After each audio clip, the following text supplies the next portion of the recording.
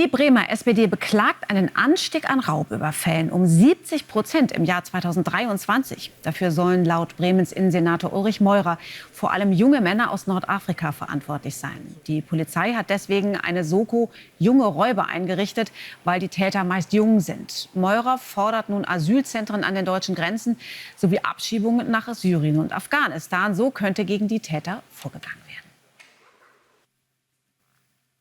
Darüber kann ich nun mit Ulrich Exner sprechen. Er ist politischer Korrespondent bei Welt. Willkommen. Hallo. Du hast dich ja in Bremen umgeschaut und umgehört. Was läuft denn da schief in der Hansestadt? Naja, schief läuft, dass eben in den vergangenen 16, 18 Monaten es eine Zunahme an Raubüberfällen gegeben hat. Schon im letzten Jahr, dass daraufhin eine Sonderkommission der Polizei gegründet wurde, die auch sehr erfolgreich offensichtlich Leute festgenommen hat, auch viele Haftbefehle ausgestellt hat. Und man jetzt festgestellt hat dabei, dass das vorwiegend Täter gewesen sind, die in den vergangenen 8, 9, 10 Jahren nach Bremen gekommen sind, eingewandert sind. Aber das heißt ja, die sind schon eine ganze Weile da. Was sind denn jetzt die Gründe, dass diese Täter nun offenbar besonders viele Raubüberfälle verüben?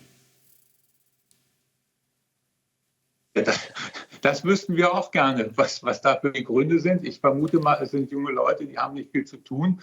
Die haben wahrscheinlich auch wenig Arbeitsmöglichkeiten hier. Wir kennen die ganze Thematik. Und kommen in einen fremden Kulturkreis, in dem sie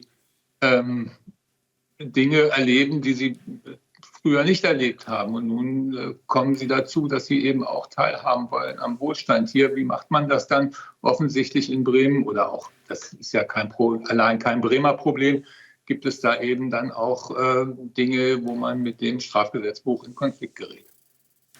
Wie läuft denn jetzt die Diskussion in Bremen angesichts dieser Probleme?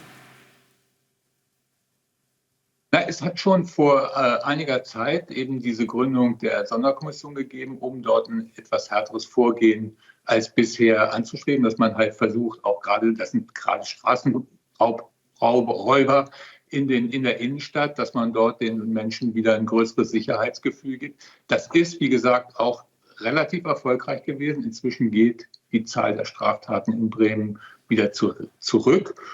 Und jetzt ist natürlich die Debatte, welche Folgerungen schließt man daraus in der Migrationspolitik insgesamt. Und damit ist natürlich ein Stadtstaat, der bisher sehr, sagen wir, sehr liberal im Umgang mit Zuwanderung umgegangen ist, ein bisschen herausgefordert, jetzt die Zügel ein bisschen anzuziehen und zu versuchen, eine andere Linie zu implementieren. Der Innensenator dort ist da jetzt noch einmal vorgeprescht vor einer guten Woche und hat gesagt, wir müssen dort halt eine härtere Linie fahren. Und das ist ja auch bundesweit der Trend, dass man da jetzt versucht, die Realität zu erkennen und die Politik den Realitäten anzupassen. Ja, du hast es gerade schon gesagt, das sind ungewohnte Töne, die man jetzt aus Bremen hört. Aber auch offensichtlich dort gibt es jetzt ein Umdenken. Welche dieser Maßnahmen sind aber denn tatsächlich kurzfristig umsetzbar? Naja, umsetzbar ist erstmal, dass man versucht, der Kriminalität Herr zu werden, indem man die die Polizeipräsenz erhöht. Das ist geschehen. Und nun ist man auch seit einiger Zeit bereits dazu übergegangen, dass man nicht wie früher zum Beispiel die übermäßig viele, also mehr Leute in Bremen hat wohnen lassen, als es nach dem Königssteiner Schlüssel üblich gewesen wäre. Also es gab eine Zeit, das muss man vielleicht erklären, in der Bremen gesagt hat, okay, wenn die zu uns kommen, unbegleitete minderjährige Flüchtlinge, dann dürfen die hier bleiben, wir nehmen die auf, wir kümmern uns, wir betreuen die. Das hat zum Teil dazu geführt, dass dort bis zu 300% der eigentlichen Quote, die für die Bremen zuständig gewesen wäre, in Bremen geblieben sind. Das reduziert man jetzt und versucht dort auch wieder sozusagen das Maß zu bewahren, also eine Zuwanderungspolitik mit einem gewissen Maß und Mitte zu gestalten und nicht zu sagen, naja gut, wenn sie schon hier sind, wir nehmen die alle.